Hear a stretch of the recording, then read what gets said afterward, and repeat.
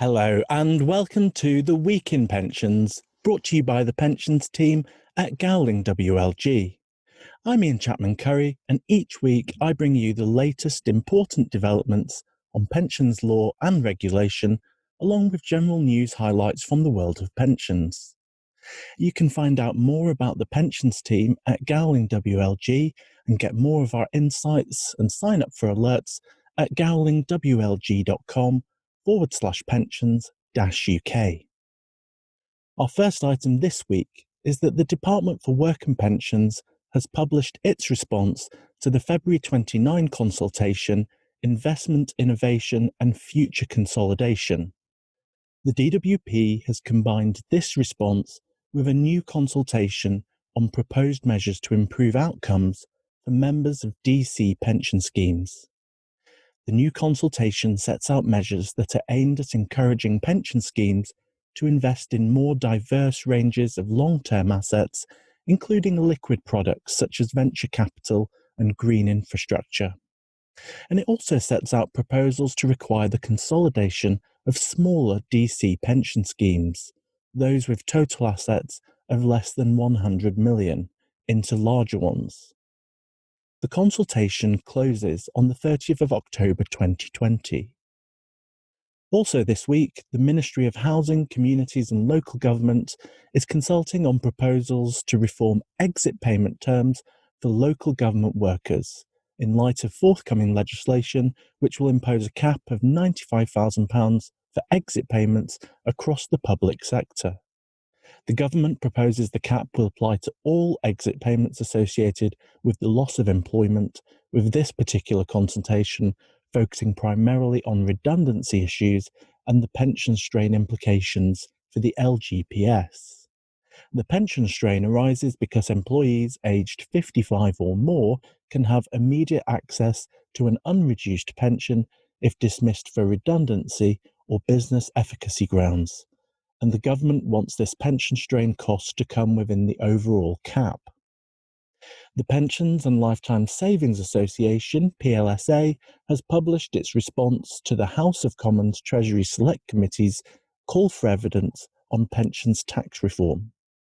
In its response, the PLSA highlights the importance of pensions tax relief in supporting adequate incomes in retirement and emphasises that the government should do more to encourage saving.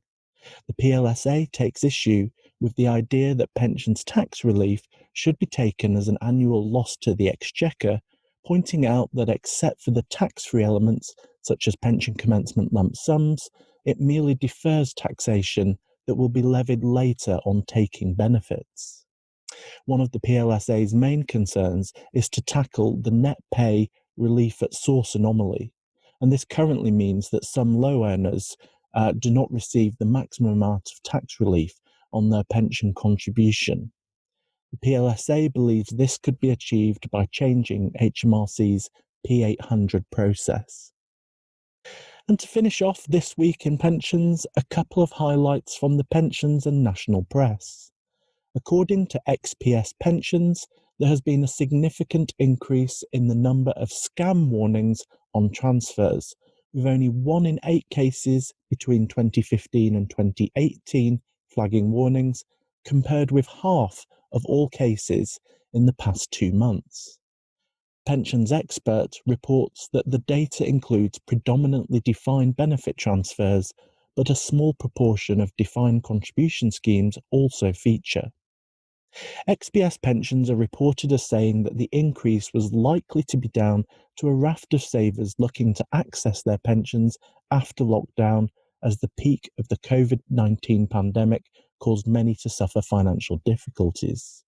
And finally, also in Pensions Expert, the reports that the aggregate deficit of the 5,422 defined benefit pension schemes left in the Pension Protection Fund 7,800 index fell by 59 billion in August of this year.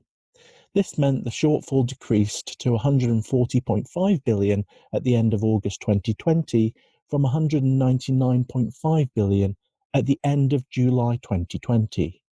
Section 179 liabilities were 92.6% funded in August 2020, up from 89.9% in the previous month, and by the end of August, the total assets in DB schemes stood at 1.75 trillion, while the total liabilities stood at 1.9 trillion.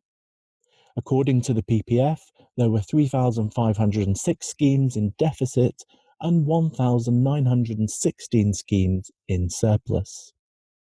And that's all from the Week in Pensions for this week. Just a reminder that you can find out more about the pensions team at Gowling WLG and sign up for alerts at gowlingwlg.com/pensions-UK.